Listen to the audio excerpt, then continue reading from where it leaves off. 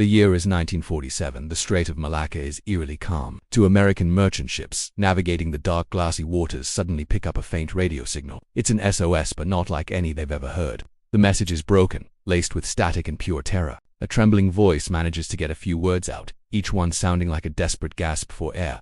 All officers, including the captain, are dead, lying in chartroom and bridge. The signal cuts out. The radio operators stare at each other, the silence in the room suddenly feeling heavy, suffocating.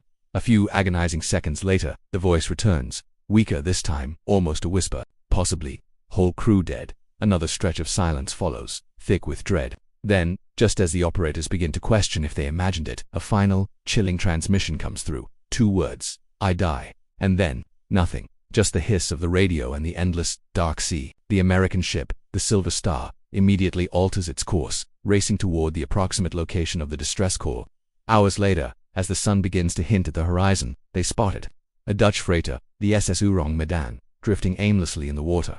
It looks like a ghost ship, lost and abandoned. From a distance, everything seems fine. The hull is intact. There are no signs of fire, no visible damage from a storm or a collision. It's just still, too still. A boarding party from the Silver Star prepares to investigate. As they climb onto the deck of the Orang Medan, a strange, unnatural chill hangs in the tropical air. The deck plates are cold, almost icy to the touch, a stark contrast to the humid climate.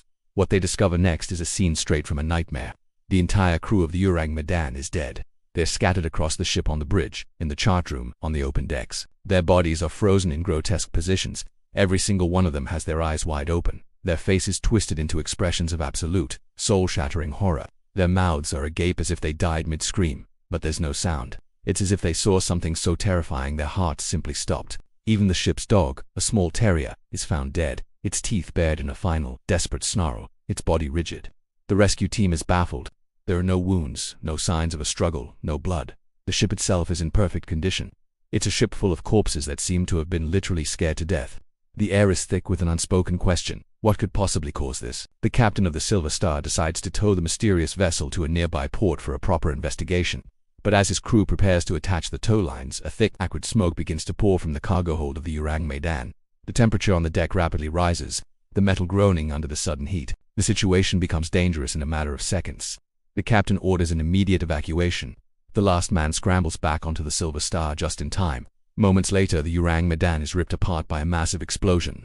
The force of the blast is so violent that it lifts the ship out of the water before it shatters into pieces. Within minutes, the wreckage is consumed by the sea, sinking into the depths of the Strait of Malacca, taking its horrifying secret with it.